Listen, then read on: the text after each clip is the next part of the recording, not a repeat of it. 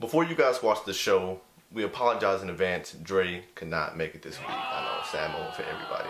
But we gotta keep the ball rolling. But hold up right quick. Some of you guys forgot that we actually did sneaker news. Ayo, J. Jones, the guy they forgot. I think it's time to remind them. And with the local DBC news, LL Cool J with the The Kobe 9.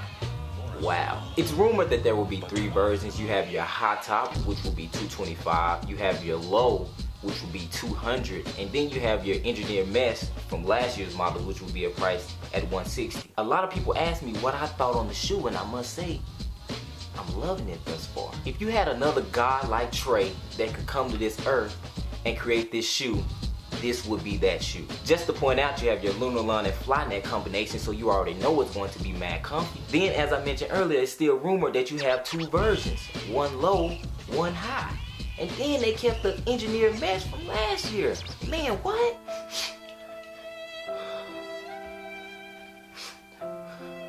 Such a brilliant idea. Unfortunately, I couldn't fit in my thoughts over the Kobe 9 in under 1 minute. So if you click right here, there will be a link to a podcast where I just express all my thoughts, my opinions. You know, I'm very opinionated, so all my thoughts will be in this podcast right here. Make sure you click that link.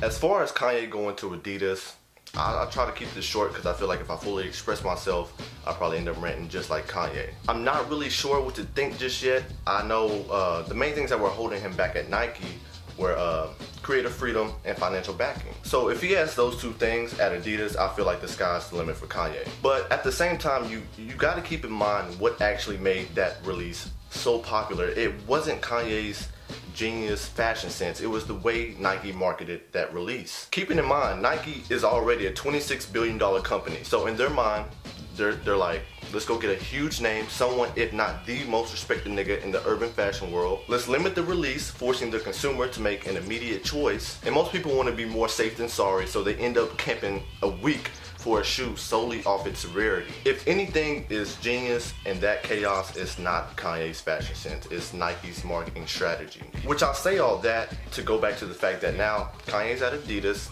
a slightly less popular brand.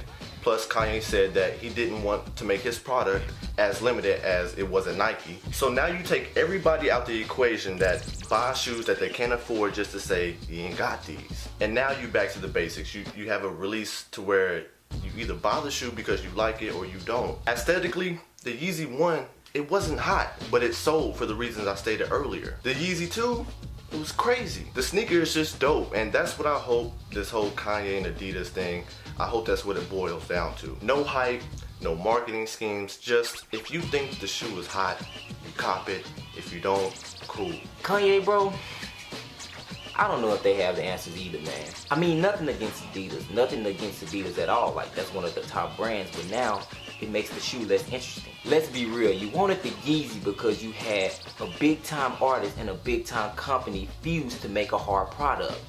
Now you have Kanye and Adidas and you like, eh. I mean, overall, in my opinion, this is good because now the hype goes down, but overall, it's just not the same.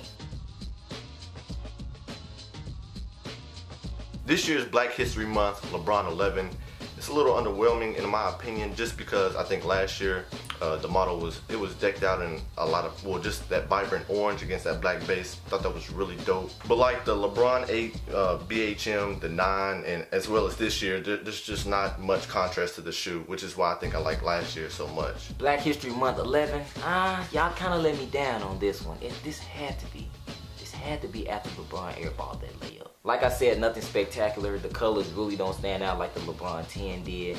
So I mean, it's whatever on these. Drake signed with JB. I see nothing wrong with it. To be honest, if I was Drake, I would sign too. That's a big time move for him. Y'all was tweeting about Drake and him being signed to JB like y'all got signed. I mean, dang, like, what's good? The Stingray packs are dope because they have simplicity, but I don't see the big buzz around a pack that we all know we not gonna get. Anything pushing the light-skinned niggas forward, I'm down for. We got too many goofy light-skinned niggas like JaVale McGee. Like, that's That's 7 feet of wasted talent. We got Romeo Miller on ICDC commercials rapping like he's never touched a mic in his life. The list really goes on. Like, I could go all day, and that's really the main reason why my species is losing the battle to the dark side. So Drake, Jordan Brand, good look, my nigga. The Prelude pack.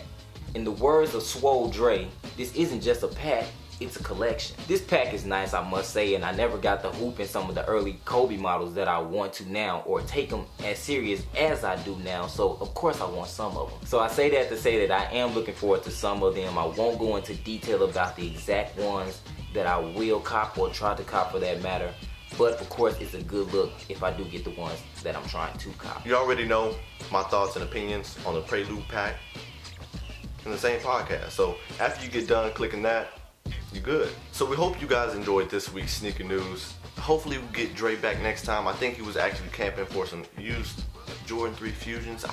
I'm not sure why. He has some right here. Like, what with the old church sock in it, my nigga? Like, damn nigga, do you wash? Nah, all jokes aside, we hope you guys enjoyed. Dre will be back next episode. So, let's kick jeans, and we out.